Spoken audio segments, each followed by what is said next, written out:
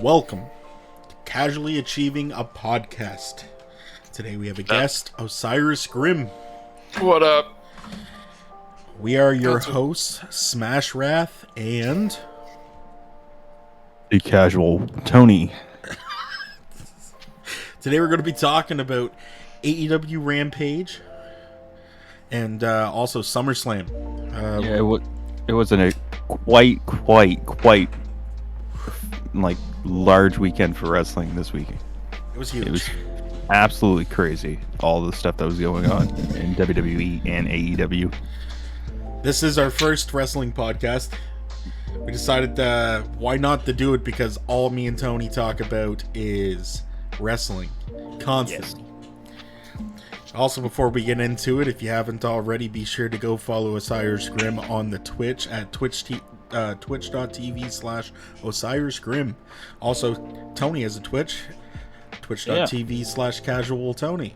Casual_Tony, I think. Yeah, I believe it's Casual_Tony. And of course, myself, twitch.tv/TheAcademicAchievers. Which I'm pretty sure me and Tony will be streaming Obscure the Aftermath at some point in time here soon. Yeah, hopefully. Alright, well, first things first, let's talk about AEW Rampage and how CM Punk came out immediately at the fucking first of it. Yeah, it was probably the best way to do it. That way they got all the promo out of the way. That way they didn't have to rush him. That way he can just soak in the crowd, say his full promo. There's absolutely the best way to do it. There's that, and at the same time, any wrestling fan would be no stranger to the fact that that crowd would have sat there and chanted CM Punk over absolutely everything the entire show until he came out. Yeah. Yes. And say someone did like a match and they went over and they would have to like rush CM Punk out, that would just feel awkward as shit. Yeah. So you might as well just shorten down it, because it's only an hour, which is pretty good. I think an hour wrestling is... This is their really second good, show. So. Yeah. Their second Friday night show, and it's only been an hour long both times, and it flew by, and it was not disappointing in the slightest. Absolutely. I mean, Lucian, he doesn't watch wrestling at all. He even sat down and was like, that was probably the first time I seen wrestling in the longest while and actually enjoyed myself. Which, that is a huge statement. He didn't know who the fuck was wrestling, but he knew, like, this was a good show. That's all you need. Yeah, so if someone who doesn't watch it at all sits down, watches it, and goes, this was good, that is always a great thing to hear. Yeah, absolutely. Yeah. Well, it started out with him coming out, and, well, he just starts off immediately by coming out and just soaking it in at the end of the ramp. Oh, yeah, it was an emotional night, that's for sure. And people cried, understandable. There were so many people crying in the camera, in the crowd. It was such a long-awaited emotional moment, for sure. Well, that's just it. Like, I mean, if you think about like all the hardcore wrestling fans that have been wanting this man to come back since he left WWE in like what, 2011 and something like that, 2013 maybe. He left in 2015. Yeah, 2015. January. Okay. January so 2015, I believe. So it's like 6 years in the making of people wanting him to come back, and then it finally happens when no one ever thought it was gonna. He said during his promo that he left Ring of Honor in 2005, and at that moment he left pro wrestling, and that would have been, I think he said August 17th, and when he left, and then he said August in 2021 he's returned to professional wrestling. Yeah. Which is a big nut shot to WWE, by the way. I just want to point that out. That was probably the best shoot promo for disrespecting WWE I've ever seen. That was well played. He also addressed how for him to return to WWE, people must be crazy, because he's obviously not going to go back to a place where his mental health was bad and how none of his injuries got sorted out and he was just a mess. Yeah, it was the fact that AEW actually like shows care and concern for the wrestler is one of the main reasons why he was like, I'm gonna go with this company. Which is like the best option. You can leave, have a kid, and they'll be perfectly fine. And you know for sure when you come back, you have a spot as a key thing. You can live your life. If something comes up, it's understandably. Well, Jericho goes on his fucking tours and cruises and shit. Yeah. They fill in time great because they'll just like either throw him in promos or like throw him, like they won't put him, they'll make him still the main, but they won't throw him into like matches and shit where he'll get hurt and stuff like that. Yeah. And even if he ever gets hurt, he's always like, yeah, sure, take your time, heal up. If you want to come do commentary, do that. Just take your time, relax, do whatever you want type thing, which is a great thing to hear. That if you mess up, that's perfectly fine. Just let's work towards like producing something that's still good, which is fantastic. Yeah, absolutely. It's absolutely like a wonderful thing that he's with that company. And I mean, with the whole Brody thing that happened, I think that's a fine example that if you do like pass away, we will care. We will care. He mentioned while talking to Tony, like with Tony Khan to people, when the Brody thing happens, which is it's already tragic enough as is that it happened, but when it did happen, nobody fucking knew about it except for like some people, and everybody kept their mouth shut. Yeah. Which is like a main thing where he was like, wow, people actually like keep shit to themselves. It's not like talking about and going around everywhere and fucking headlines everywhere about it and shit like that. People actually get taken care of and have their privacy and shit. Yeah, your health and your injuries don't have to make a storyline, or doesn't have to be front and center for them to exploit. With the whole, like, just because you brought it up, I kind of want to touch on it myself. The whole Brody Lee thing, like, yeah, no, that was fantastic. Like, not only did AEW show immense amount of like compassion and caring for that situation, because obviously, it was a tragic situation for the wrestling world, but they also proceeded to, care for the man's family as well, right? Like, it wasn't just like, oh, well, one of our wrestlers died, well, guess they're gone, find someone else kind of thing. Let's do a 10-minute tribute video on YouTube for him. Well, that's just it, right? Like, they went above and beyond for one of their own, and like, it's stuff like that, and like what they're doing, wrestlers, and like how they handled the whole CM Punk thing, and like it I got to admit, man, it's swayed me. It really has. Yeah, they did a lot for his kid too. A lot. His kid has a future contract if he ever chooses, which is always great, and he's always welcome onto the shows as long as his grades in school are doing good. Also, at the Punk's debut ended with him saying there's plenty of old scores to settle. Is everything all good? Grimm, you didn't die, did you? I'm gonna take that as a no. Okay. His debut ended with him saying that there's plenty of old scores to settle in the locker room. There's new faces he wants to get his hands on in the ring, which led him into calling out Darby Allin. Yeah. Which that's gonna be exciting. Yeah, because he was talking about Darby Allin in a lot of different interviews beforehand. He really tried to get Britt Baker over too. Yeah. Because she's definitely the face of that women's division. Yeah, absolutely. And calling out Darby Allin. Isn't Darby Allin straight edge too? Yeah, I'm pretty sure he's straight edge as well.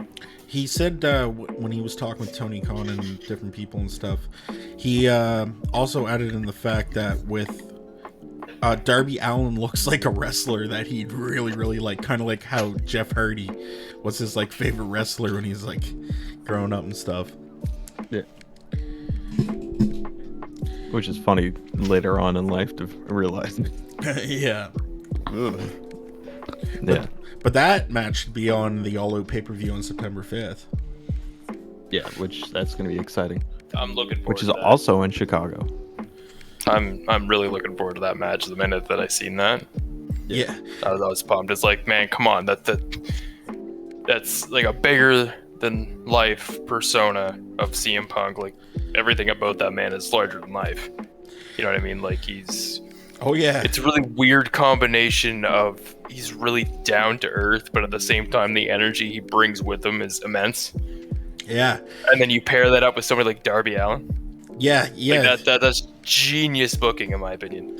Yeah, absolutely. He also said Darby Allin, he said he does a lot of dangerous shit, jumping off rafters and stuff like that, but nothing's more dangerous than fighting CM Punk in Chicago. Yeah, that's true.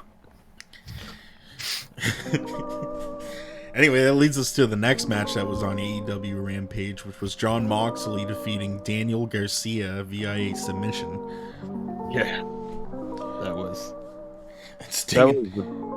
pretty great. Can we just appreciate Eddie Kingston for a second though? How he just randomly shows back up in the crowd. In that entrance, every time Jon Moxley comes out, Eddie Kingston is always doing something fucking, like, whether he's like sitting back or laying back on the stairs, and then out of nowhere he'll show up, or just something. It's so fucking funny. Oh, it's great. Eddie Kingston is just absolutely gold. It reminds me of like a high school reunion every time he comes out.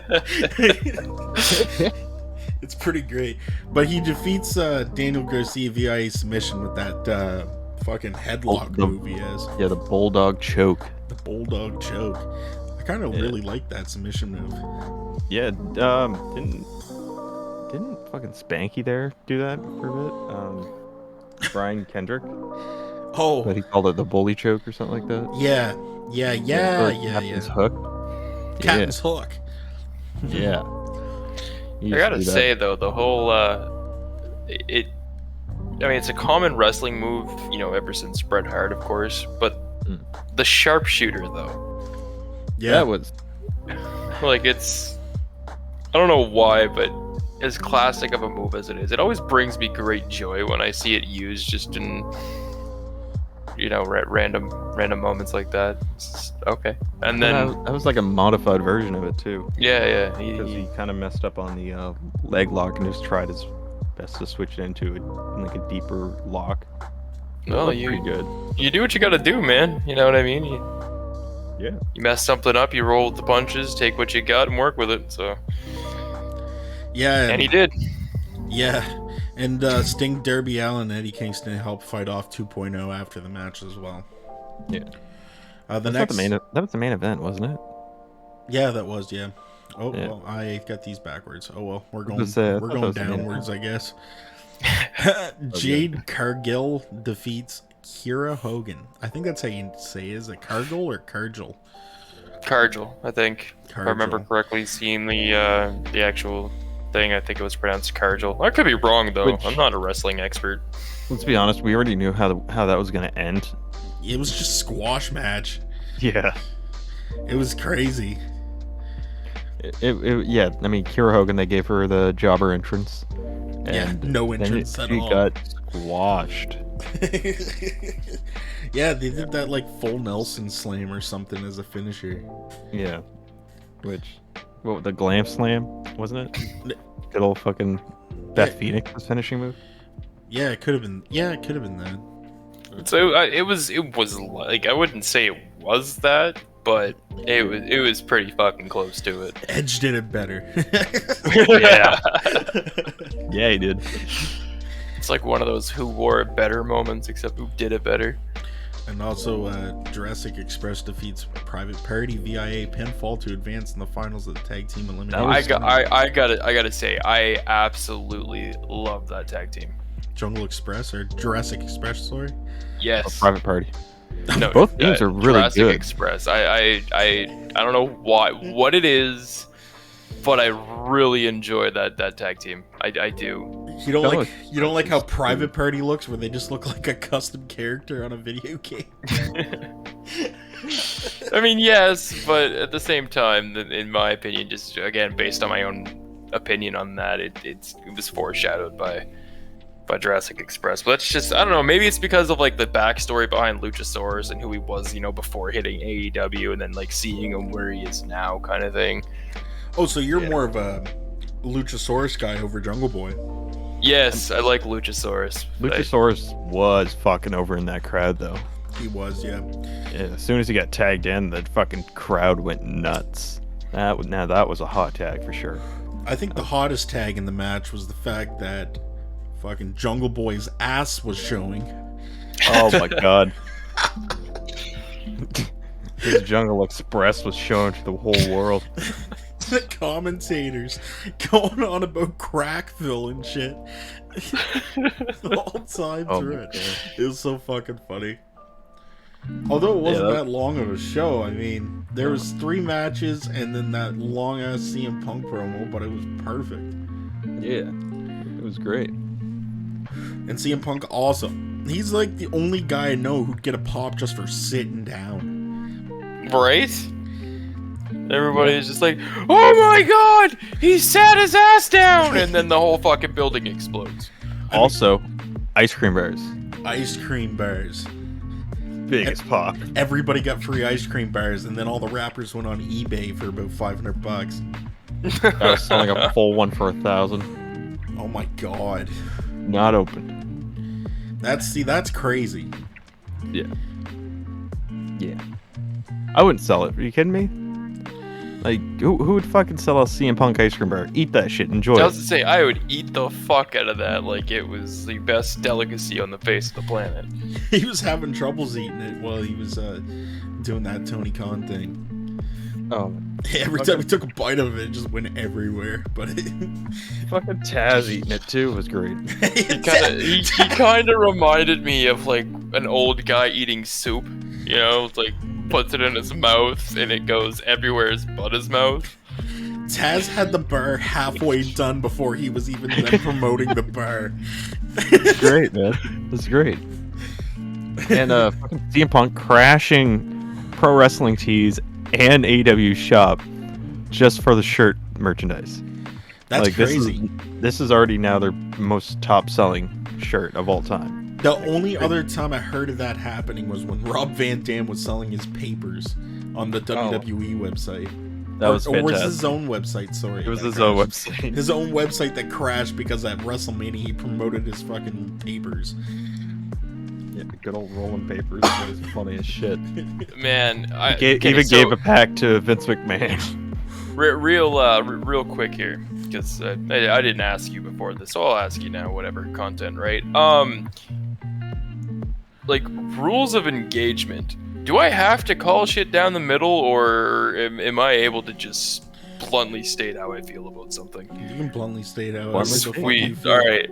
So, in my opinion, so far from what I've seen, and of course, you know, we'll cover SummerSlam in a bit. But from the way it's looking with the merch sales and that massive fucking pop when CM Punk came out, AEW signing CM Punk from this point forward looks almost like it could be the coup de grace to WWE at this point. Yeah, like how do you follow that momentum? There's also rumored of 2 other wrestlers going to AEW, and it's just fucking insane. Like, can you imagine if they get Daniel Bryanson, wait, did I say that? Bryan Danielson, and fucking Bray Wyatt? Like, Bray Wyatt with his merch is unreal. Well, not to mention, as it's been seen, you know, WWE kind of has a knack for squashing decent talent. Yeah. And AEW is, so far from what I've seen, phenomenal with building on the talent that they've got and giving, you know, those squashed talents, you know, the room to grow and shine as they are, kind of thing. And, you know, Bray Wyatt is that type of wrestler that, given the proper, you know, freedoms and so on, can really grow to be fucking massive. Yeah, exactly. And like the thing that like blows my mind as well is just like, I know people complain about how they overhire people or how they just bring on WWE talent and stuff like that, but they're bringing in the people that it's almost stupid not to bring them in. Yeah. If another company is going to grab them regardless, and people are going to shit on them, shit on whatever company it is. So I mean, like, I don't understand why people are just going insane on the fact that AEW's taken in some talent and stuff. Like, there's Malachi Black, there's Andrade, there's fucking, like, they brought in Ty Dillinger at the time. They brought in Christian. Yeah, they brought in Christian. I mean, like, you can't. You gotta be fucking stupid if you don't take these people up. Yeah, exactly. Well, that's just it. You can't pass up that kind of talent. You know what I mean? Like, it's not a, oh my god, they were a WWE star, let's grab them. It's, these guys were amazing wrestlers. They weren't given the opportunity to be amazing wrestlers. Let's give them that opportunity. I think a prime example of that is definitely Jake Hager. Yeah, absolutely. Holy shit, the amount they put that guy over is a prime example of, like, what good someone who has flopped completely over in WWE can do over in AEW. And what he did that Jack Swagger did that fucking I'm a rock and roller, like I'm a Rolling Stones baby thing promo, and it was like, what the fuck is he doing? And a couple weeks later he was already fucking removed off TV. Yeah. Like, well, another thing too is they bring in all the old guys. Yeah. And all the old guys are being managers and shit, or working with people backstage, or like giving them advice and shit. They're used to elevate the wrestlers, to give them like tips, give them the secret trades of their work throughout the how many years. Which, fantastic. That right there is how you use your older talent. You know, people that have been in the business for, 15, 20, 30 years kind of thing, right? You can throw them in the ring. Fantastic. You can throw them in the ring. It's great. Oh yeah, for sure. Get them in a match or two, whatever. Yeah. But the difference is, AEW uses that to boost their talent, whereas WWE uses their older superstars to try to get some limelight for themselves again, and bury their up and coming talent with people that have already been in WWE for years, and everybody has already seen what they can have to offer. It's nothing new. Yeah, right. I think a prime example of that is Goldberg. Goldberg was one I was going to bring up, as well as Triple H, for example. How many times has he been in a main event of a pay-per-view? Like, bro, we've seen you wrestle since we were in diapers. We get it. You can do a pedigree and sound angry like the lead singer of Metallica all the time. Congrats. Show us something new. I think the biggest example of someone that could, like, bring someone up is, as much as I fucking hate the guy is over. And that would be Lance Archer. Look what fucking Jake the Snake did for him. Oh, absolutely. I can agree with that one. So, and Lance Archer is quite a pivotal part to AEW right now because of that whole storyline. Wasn't he a champion in Japan right now? Luke Archer? Oh yeah, he's the Lance Archer. Yeah. He's the North American IWGP champion right now. Yeah. Yeah. So which is another thing that I want to mention. The fact that, not to cut you off, Cody, but the fact that that's another thing that AEW does is, you know what, if you want to compete for like some of these other promotions, great, all the power to you. If anything, it brings more star power to us. Yeah. Where WWE is like, no, you can't compete for anybody else but us. Like, it's... Yeah, well, that's the thing. It's like, oh, we got Christian. Christian's a great wrestler. We can't put him as the title holder right now. He can be a TNA champion. Yeah, exactly. So, I mean, it's crazy. It's crazy. I mean, like, there are some things that aren't very good with AEW, but there are a lot of things that are great about it. Like, some things that I don't really care much about AEW, of course, would be like, well, Young Bucks and Cody Rhodes, for example. Cody Rhodes was getting like the Triple H kind of thing for a while, like bringing in like new people and then like fucking winning and stuff like that. But then recently, he got fucking squashed by Malachi Black. So. Yeah, Cody Rhodes, when he chooses to lose, it really puts over like the fact that these are new future stars that are going to be like, these guys are headliners, which could also at the same time explain why for a bit there, Cody would show up and just win, because then when he loses to somebody, it has that much more of an exponential impact. Yeah, look at Brody Lee for another example on that one, when he came in and just absolutely squashed Cody Rhodes. That really put over, like, oh, this guy is going to be the guy for a bit. Yeah, and the only other thing would be, like, the Young Bucks, for example. I think that, like, the Young Bucks has shined over the independent scenes for so long, and coming into this company and stuff, yeah, they deserve the championships at least at some point, kind of thing, but god damn, they have a lot of good tag teams in there. I think that definitely should get a spotlight. I agree. That's the one thing that I will put against AEW on that one is, in my opinion, the Young Bucks have gone stale and they've gone overplayed. Yeah. They went from being like this underrated fucking tag team that you didn't really hear about because they were just on the independents to like right in your fucking face every second. Well, it could be a match that doesn't even have them in it and they'll fucking come out for no reason. I get why they came out during that match, because it is for like the tournament thing for their title. So I get why they came out, but it wasn't needed to elevate that match. No. Yeah. That was for Jungle Express or Jurassic Express to elevate itself. Yeah. Not so much for them, because they don't need the elevation. They don't need the attention. They've gotten enough of it. They're stars. They're already over. Yeah. They're already over. Yeah. Let the other wrestlers have some shine on them. Yeah. And let them have some spotlight. Yeah, because like there's FTR. There's fucking the two guys that are part of the Inner Circle. Yeah. There's fucking Jurassic Express. There's the Varsity Blondes. Like there's Varsity Blondes are fantastic. Yeah. Yeah. Brian Pillman Jr. is fantastic. And like even fucking John Moxley and Eddie Kingston as a tag team.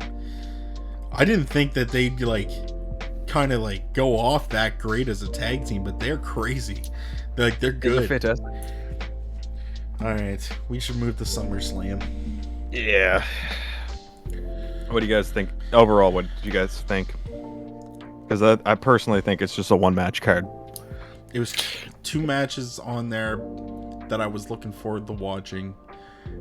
And only one of them was alright. See, my outright opinion of SummerSlam is WWE used one of the biggest pay-per-views that they have in the run of a year. Yeah.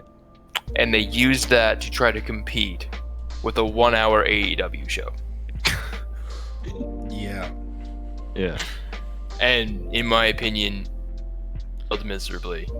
Like I'll agree with Cody in the fact that there's only two matches on that entire card that I actually cared enough to watch. Get this. WWE has talent. They have crazy talent. Yeah. They have a lot of good wrestlers. I think the worst thing about the SummerSlam thing is how much they promote Sasha Banks versus Bianca. Didn't even get it. Yeah, didn't even get it. There was that, and there's also the fact that everything is just reruns from SmackDown. Yeah. Like, how many times do we need to see Big E versus Baron Corbin? We've seen that match before. I get it for storyline purposes, because they actually had a storyline behind this one, surprisingly. But they really didn't need it. Good news for the Damian Priest, though, winning the title. I'll say that. That's good. I like that. Damian Priest he deserved that title. And there was also another title change, which was RK Bro won the tag team titles. Yeah, and also Bianca Belair lost the title in probably biggest pop of the night, and then biggest deflate of the night of Becky Lynch returning, which is fantastic because Becky Lynch is always Bianca Belair, which was a really good wrestler. Yeah, and squashed her. They could have put this dominant champion who's been the women's champion since WrestleMania and squashed her. And you know what? Knowing the course of how things like this typically run, we probably won't see her again. I mean, you'll probably see her having a couple of matches. She might put on like a month-long feud of 17 matches against one opponent, but More like Charlotte and that other girl from NXT. Rhea Ripley, Yeah. yeah, that's my biggest disappointment is that one probably because Nikki Ash lost the title to Charlotte, of course. When let's be honest, let fucking Nikki Ash run with it, or let Rhea run with it. Give us something new. Give us something that we're not used to. Stop giving us champion Charlotte. Well, that's just it, man. I was gonna say, the amount of times when I was watching WWE, it's like, okay, great, Charlotte's the champion again. Like, yeah. Which I'll be honest with you, the number one surprising thing that happened was the fact SummerSlam was on a Sunday. true. Wait, SummerSlam was on a Saturday, not a Sunday. That blew my fucking mind. I was like confused when I first saw that. Well, yeah. Yeah, when I started watching it with Cody, I'm like, wait a minute, it's Saturday. Yeah, it fucking threw me off. I was like sitting there thinking, I was like, why is SummerSlam on a Saturday? Like, I mean, if it's due to the COVID protocol thing, I get it. But yeah. I don't know. Well, and also let's keep talking about all the things that deflated the night. John Cena Roman Reigns match. We're jumping right to the main event. I was literally gonna say that before we started talking. We could talk about the Goldberg match, but like, there's nothing really much to talk about. Goldberg lost. Bobby Lashley retained, which is the smart thing to do. Do you think they're gonna break up AJ Styles and Omos? I hope. I mean, don't get me wrong. Omos is probably gonna be like a future star, but using your best talent, AJ Styles, to try to get that guy over is probably not the best idea. I mean, it's a good idea, but at the same time, like, I want to see AJ Styles. Like, I don't want to see Omos. I think the fact you're pairing up Omos with like AJ Styles kind of shadows Omos and like what he could be, but at the same time, it's like I get why they would pair him up with AJ, because AJ is always going to be over no matter what you do. That guy is fantastic. He's a fantastic wrestler. I think it's shitty for AJ. Yeah, it really brings AJ down, and I think if you bring AJ down, that's just going to drag Omos down. So, but at the same time, you're trying to elevate Omos, so it is like AJ is elevating him, but at the same time, it's like bringing AJ down, so they're at like a flat medium level. It's a catch-22. Yeah. There's also Alexa Bliss versus Eva Marie. That was trash. Quick question. That was fucking trash. Yeah. That was. Speaking of jumping, like when we mentioned jumping straight to the main event. Yeah. What in the ever-loving fuck was the main title matches? Like, what the fuck were those?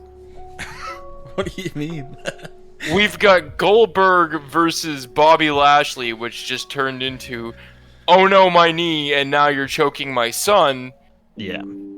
To a clusterfuck of a match between Roman Reigns and John Cena. To bring back fucking Balkenheim Viking King fucking Brock Lesnar out of fucking nowheres, because we haven't seen him 19,000 fucking times already. I'll be honest with you, that I'm happy Brock's back. I think the Viking look is great. It's just they didn't air the best part of that thing where Brock Lesnar destroys John Cena after the cameras are off. Which perfect. Why? What? Yeah. Perfect time to do it when nobody's fucking watching. Air that. That's money. That's fucking money. Air that shit. You kidding me?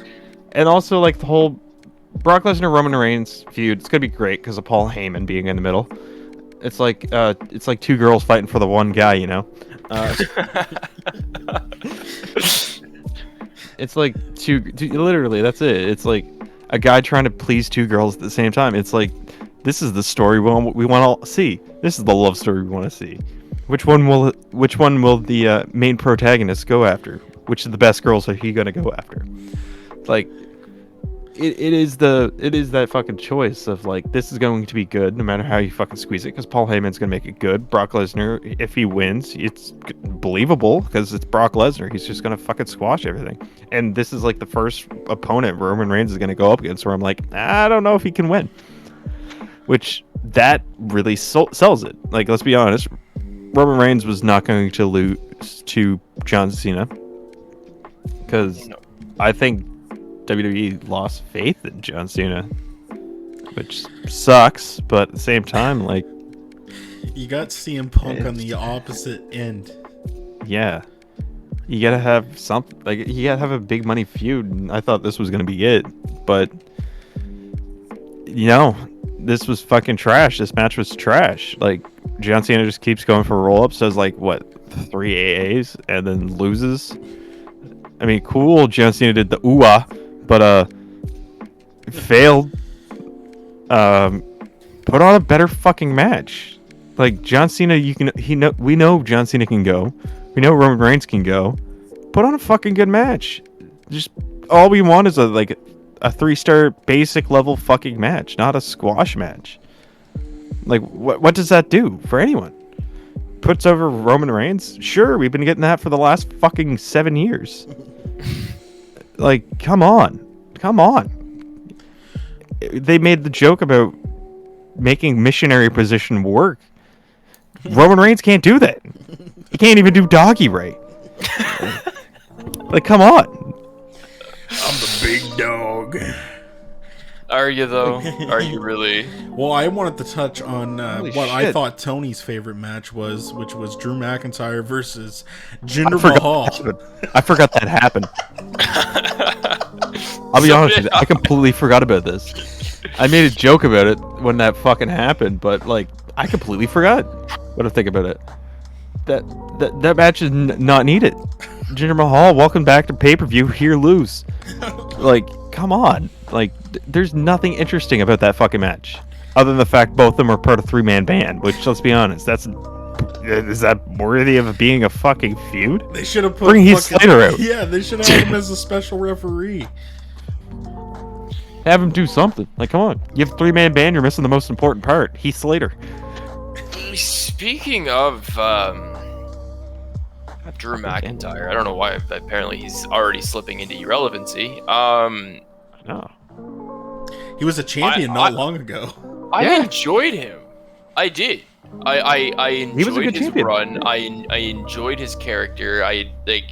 But again, it's just a case of, well, you're gonna go to the bottom rung now for no apparent reason. Here's this. We'll put you on SummerSlam against Jinder Mahal. And you're gonna fucking squash him. It's like, all right, it's believable, but come on, it's not really needed. This is a fucking SmackDown level match. Well, maybe even main event. There was a lot of shit that happened at the show, but let's try to touch positive here. Edge's entrance. That was amazing. Edge's match and entrance, and even Seth Rollins to a point, his entrance, all of it was fantastic. This is the only reason to watch this pay-per-view. That match was awesome. Yeah, it was fantastic. Edge pulling out a lot of fucking old school moves. Yeah. It's like, this is what we want. This is what we wanted. A really good, well told out story with Edge and Seth Rollins, and a fantastic fucking match. This match proves that WWE could put on good matches. They're just fucking lazy. That fucking, the way the match ended, man, because they originally went in and said one of them's going to be different coming out. Yeah. How Edge went from like the crossface, pounded the guy's fucking head into the ground, and then went into like this kind of weird fucking headlock crossface thing. Yeah, that was fucking awesome. This is what we want, is a really fantastic match with a good story behind it, and that's what we got. This is as best WWE you can get in this modern era right now. It's fantastic. And it came from Seth Rollins and Edge. Yeah, I mean, Seth Rollins has always been a fantastic wrestler. Sure, he has a fucking terrible ego, but like, for sure, looking at this match on paper, you know this is going to be good.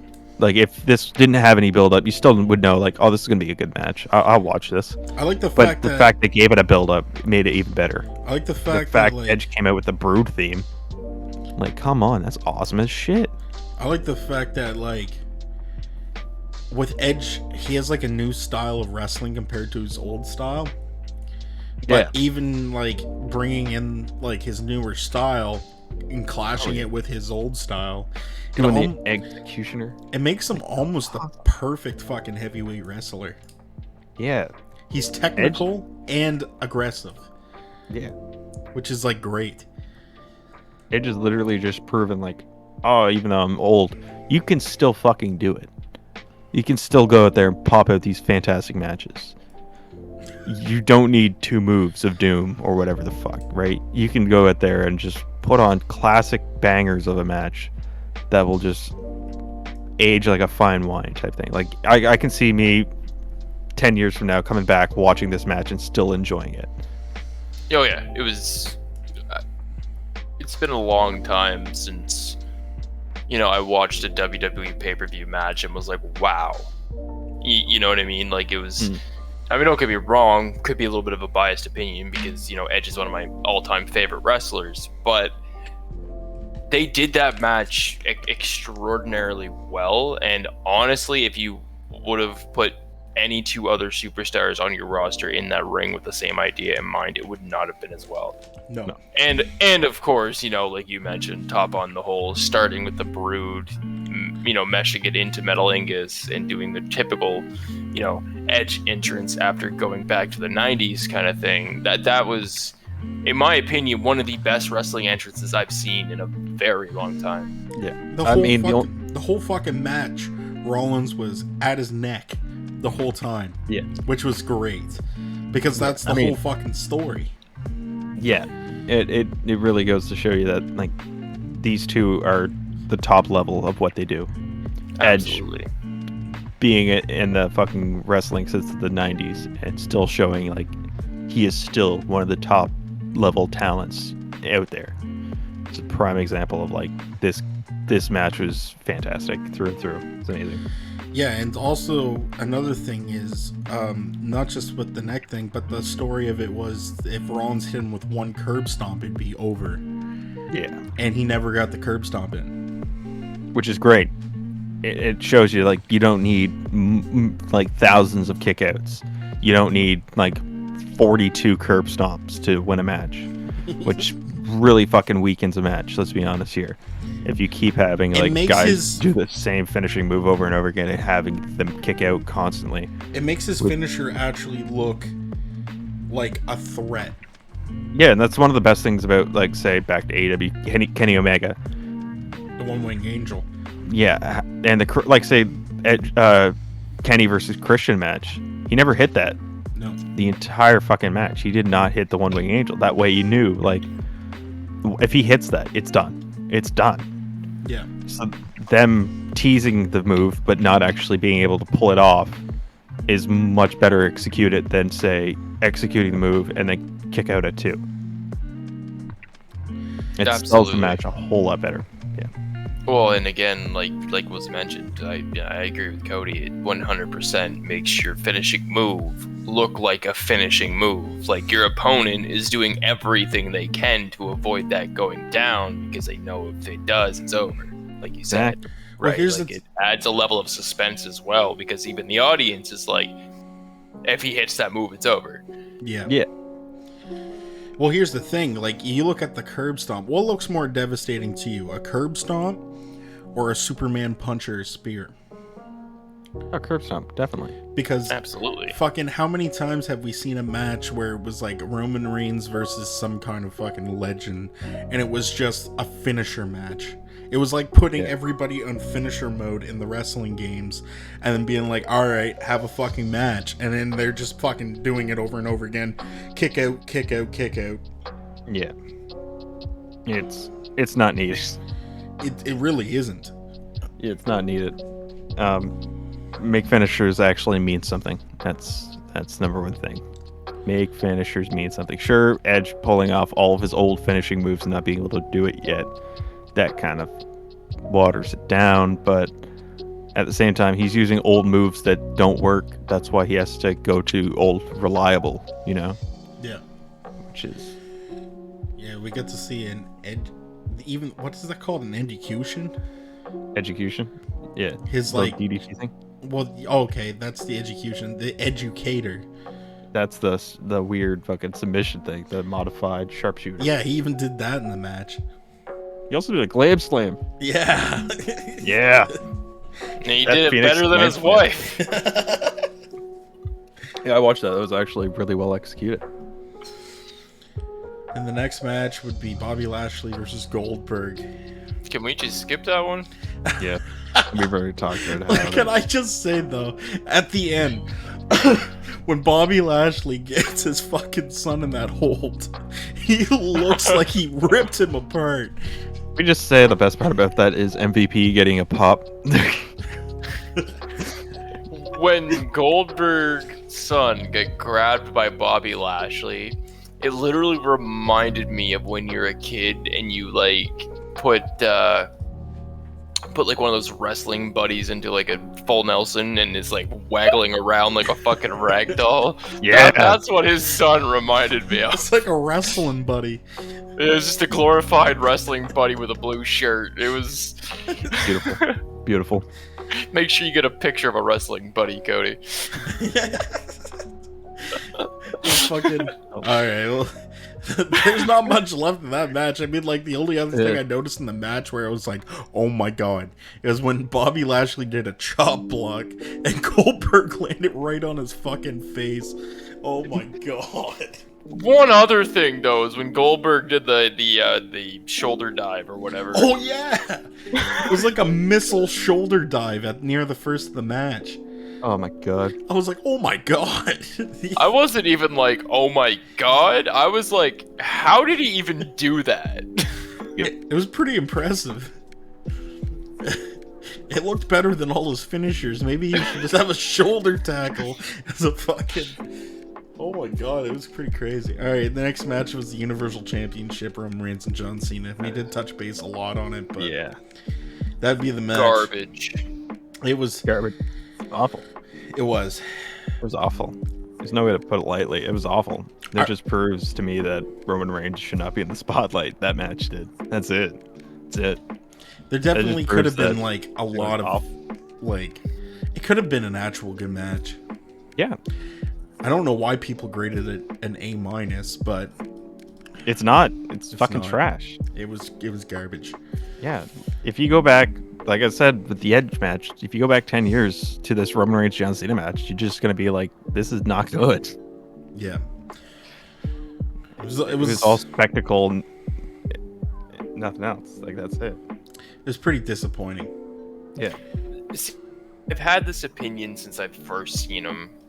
And, you know, sometimes people come up with a counterpoint, sure, but I'm still a firm believer in the fact that Roman Reigns can't wrestle.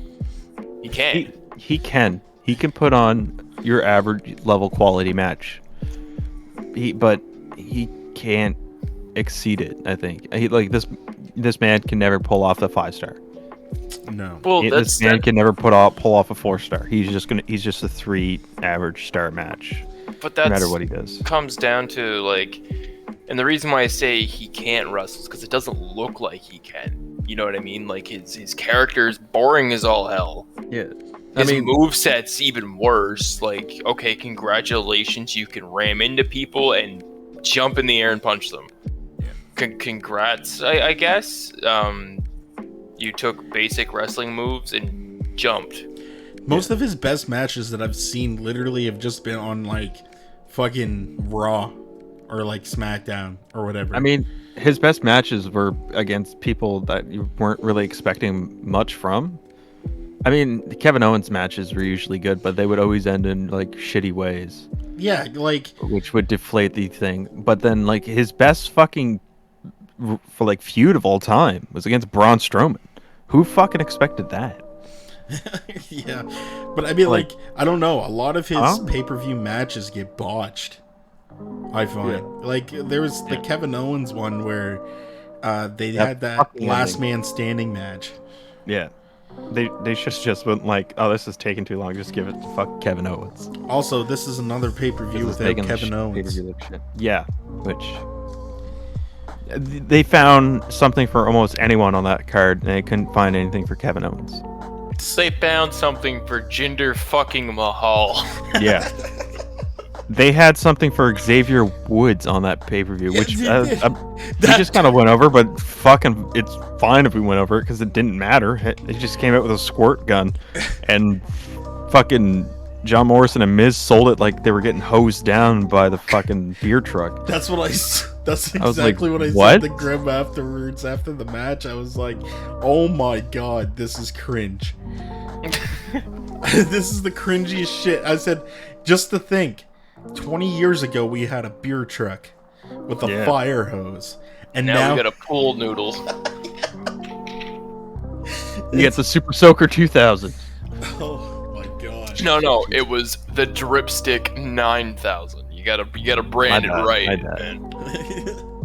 But the fucking Brock Lesnar coming back with his look, I already seen this look because I watched him on a YouTube channel learning how to cut meat. Great.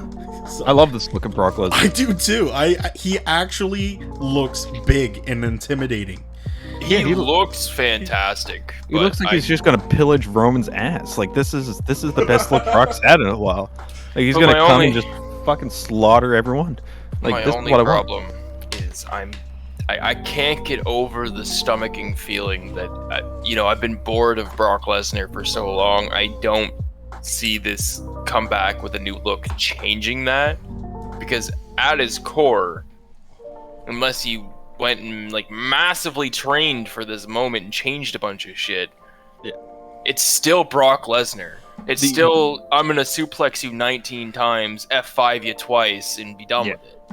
The one thing that I'm actually appreciating about this is they actually have something in the storyline that is not them playing hot potato with a fucking title. Like, they're not holding the fucking title playing like, give me it, no, give me it, no, give me it. Like, they actually have something in this feud that's worth like looking into, that if WWE doesn't fucking do something with, that WWE doesn't like actually go and like let's work on this storyline with like Paul Heyman. What the fuck are they doing? If they make it just about the title, it's stupid as shit, and it's gonna just fucking fall flat. So if they actually work on the storyline with Paul Heyman, it's gonna be great. Here's something I wanted to touch base on. An actual fucking feud with the actual meaning behind it, a new polish with something that they haven't explored. That's fantastic. Here's something I wanted to touch base on, because I know it's like we just got done reviewing both shows. Something I wanted to touch base on right quick is the WWE releases, right? Yeah. They've been releasing people left and right, but yet they can bring back these people. Yeah, because they're not hurting for money. No. So why the hell are they releasing a bunch of people and they can hire Brock Lesnar or John Cena or Goldberg? There's a rumor circulating in the rumor mill right now about all of that stuff, actually. And mind you, none of this is confirmed. It's all speculation and rumor from, some pretty credible sources, but like I said, nothing's been confirmed yet. But rumor has it that within the next year and a half, maybe two, WWE is actually going to wind up changing hands. The company itself is going to ultimately wind up being sold to something else. Which is good, but at the same time, it's whatever business practice they're doing right now of burying the fucking shows just to sell it off to someone else to deal with. What the fuck they doing? It's all about the bottom line, man. They're pissing off their own fucking TV people, which is really bad. Can we just say that there's one other thing after SummerSlam I do want to talk about? Because I don't think anyone else like fucking even remotely thought about it. Is NXT Takeover happened? It did? 2 major title matches happened. Kyle O'Reilly and Adam Cole kind of had Adam Cole's like kind of send-off match. Yeah, like, and it was actually like a decent fucking match. Like, the main title and the UK title was phenomenal. And so Walter lost the title. Walter lost the title. Didn't he hold on to that for like a long time? One of the longest reigning champions of the modern day. He is the longest reigning title holder of the modern day. Who did he And he drop it finally to? dropped it. Ilya Dragunov. I have no idea. The guy's a fantastic wrestler. If you've seen Walter and Ilya have had a match before, and it was absolutely fucking amazing, where they just literally murdered each other with just chops after chops. So this guy shows like this is promising for the title. Like the fact Ilya Dragunov has the title is absolutely amazing. This guy deserves that title. I think the So main reason why people forget about NXT is because Of all the shit that's going on? all the shit that's going on with it and how Vince is going to be changing it back to like, what was it? Like back to the way it was. Younger, bigger talent. Younger, bigger talent, which is scary in a sense because they have some great talent that are older that isn't as big. Like they're not big body wise, but they're crazy good. Like Tommaso Ciampa and Johnny Gargano.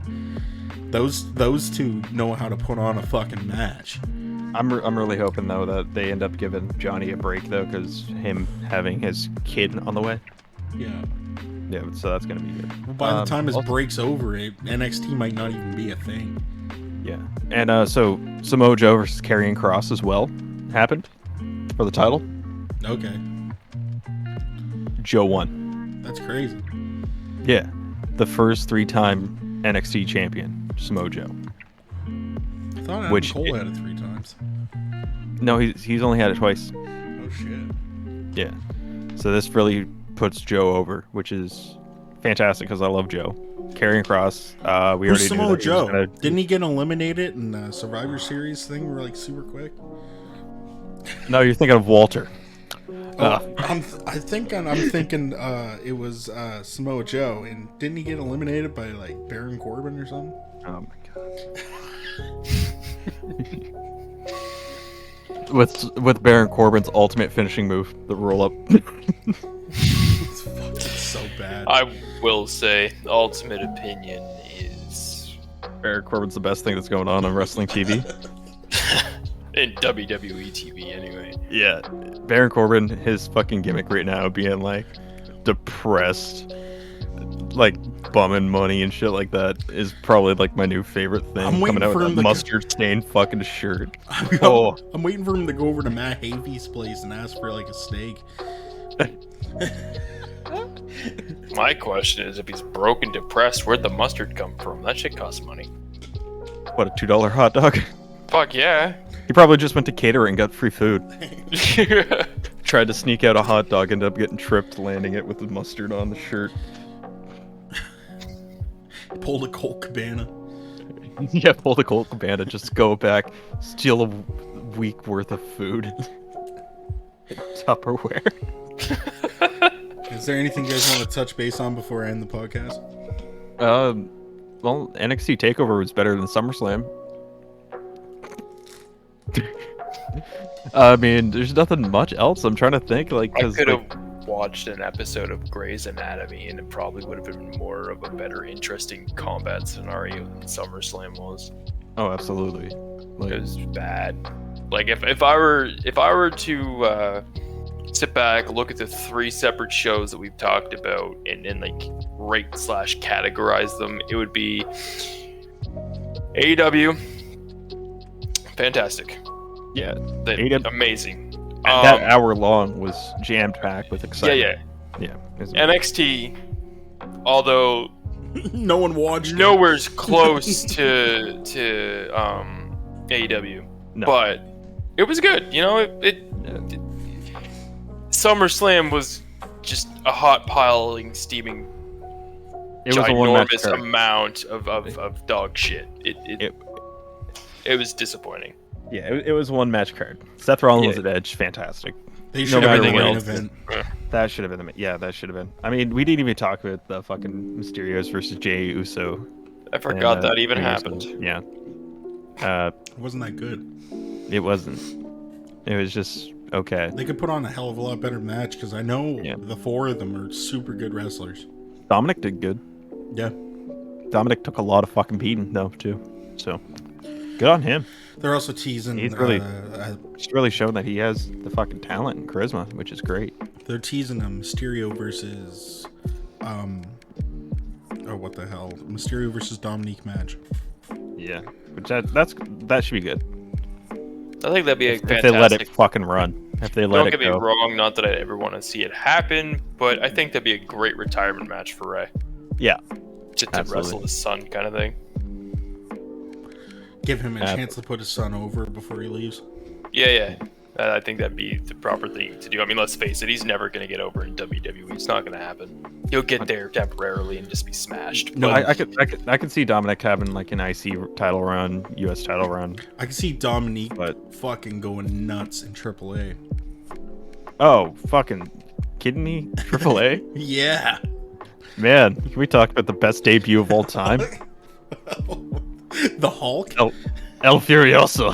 Yeah. Fucking the Hulk. That mask is the best thing of wrestling in this modern era right now. He like shock mastered the match, dude. Dude, he had a standoff in the ring facing a guy. The guy didn't even give a shit about his partner. His partner got pinned and they were still staring at each other. Fucking El Furioso and Brian Cage as Thanos just stared at each other. Well, like a bunch of shit was going on that did not get captured on camera till like they did like fucking replays. And fucking Spider-Man's entrance. Oh, oh man. Alright, so can we change our vote to AAA being the best then? AAA Mania's fucking pay-per-view was one of my highlights of the year. We should do a podcast just on AAA Mania. Oh man, I'm excited. I don't think you watched it, Grimm, but man, you would be crying all the way through. I'm gonna go back and watch it now. Oh so my god, funny. Me and Cody sat down, watched that entire thing. Lucian and Grizz jumped in, watched a bit of it, and they were like, I almost died 5 minutes into the show, literally. You know the Shawn Michaels rafter thing where he slides down? Yeah. They had Spider-Man fucking almost die because the thing It was the most anxiety-ridden thing of all time. It was absolutely terrifying and beautiful at the same time. Like, it was the most beautiful shit I ever laid in my pants. The match didn't even start yet, and I was already worried a man would die. Like, that's not the way to start a match, like a start of like any pay-per-view. That right there is how you know it's gonna be a top-notch pay-per-view. Oh my god, it was beautiful. It's not real until someone almost dies. Fucking Lizard Man won the Rumble or Battle. Oh man, Lizard Man, he was the best. Kidding me? He's just a scrawny guy. Stuffed lizard in his mouth. He's a scrawny guy who looks like a crackhead you'd find downtown with a fucking lizard in his mouth for the whole match. And the fact that only like 2 matches did not end with a beatdown. Dude, alright. Crib. There was this scene. These guys came out and I guess they're part of like a mafia or something. They're part of the Mexican literally beat down fucking like 20 different they weren't even in a match. It was 25 minutes of a beatdown to multiple different wrestlers for no fucking reason. The beatdown lasted longer than the rumble they had. It was absolutely ridiculous. Like I made food, I used the bathroom, I got water, I came back and it was still going on. I had 2 smokes. And just when you thought it was going to end, it did not end. It went all the way up to the fucking entrance ramp. And they were even beating people up on the ramp. And then it cuts to them later on in the show and they're beating people backstage. It was the most beautiful fucking disaster of a pay-per-view I've ever seen. Now that is what WWE should have fucking done. Just when people get the upper hand on them, 2 other guys run out and they're part of the crew now, and they beat on them too. And oh my god, it was beautiful. It was fucking beautiful, that pay-per-view was. Even so, like, even the women's title match for the Impact title versus the AAA women's title, like, that fucking beatdown went on for way too long. Oh my god. They proved to me who the greatest referee of all time was, that heel ref with the Joker tattoos. Like, that guy was the star. I never wanted to see a woman hired lazy ref. Oh my god, it was amazing. Yeah, there was a referee who was like a wrestler. Yeah. Like during the women's match, the woman went for the pin and she was obviously going to win. Referee just didn't want to count and just picked her up and pulled her off her. What the fuck is going on? Beautiful, man. The referee that would constantly, like the old man one that would kept just fucking relax on the ropes in between the match. The amount of times I seen like a fucking woman get folded in half by a fucking huge guy was just unreal. Because they believe in like equality, so women can fucking wrestle guys. So you get these big ass buff guys fold women in half with power bombs and shit. And women do like some really good moves on the men too. Yeah. Like, they get folded in half, and they get up and do like a fucking hurricanrana, just flatten out these big guys. Like two cross-dressers fighting each other in the middle of the ring during the battle royal. It was like, I didn't know what the fuck was going on. It was beautiful. It was like it might be my favorite like thing of all time. Ric Flair coming out giving chops to Kenny Omega. Fucking Conan coming out getting a figure 4 leg lock on him. Like, it was like, what the fuck is going on? What is any of this? You got to see a lot of Ric Flair, which was awesome. Oh, it was awesome. And why the hell is Ric Flair at a Triple Mania event? Well, AAA Mania event or whatever. I had no idea, God. But... Man, Ric Flair, that was the best. That showed me something that I did not expect. Like, that gave me something that I want to see that I don't at the same time. Kenny Omega versus Ric Flair. That's also. I also found out during the pay-per-view that... Was it Jeff Jarrett and Conan were part of a team? Oh yeah, they were part of a faction to AAA. It blew my fucking mind. Oh god. Yeah, apparently a couple years ago, Jeff Jarrett was AAA champion. With Juventud, Guerrero, and fucking Conan. What a team. No one cares. Shows no matter where he goes, Jeff Jarrett will be over in his own mind. On that note, I'm going to end the podcast, but thanks for watching, people. Make sure to go follow OsirisGrimm on twitch.tv/OsirisGrimm. Make sure to follow casual_Tony at twitch.tv/casual_Tony on Twitch. And make sure to go view my Twitch as well, which is twitch.tv/academicachievers. We are your host, SmashRath. I'm Casual Tony. And I exist. Yeah. Can we just have a slow fade out of the face of El Furioso, the Hulk? I'll put him on screen and he's going to slowly fade out right now. Beautiful. Beautiful. Thank you for watching. Yes, thanks Later. for watching.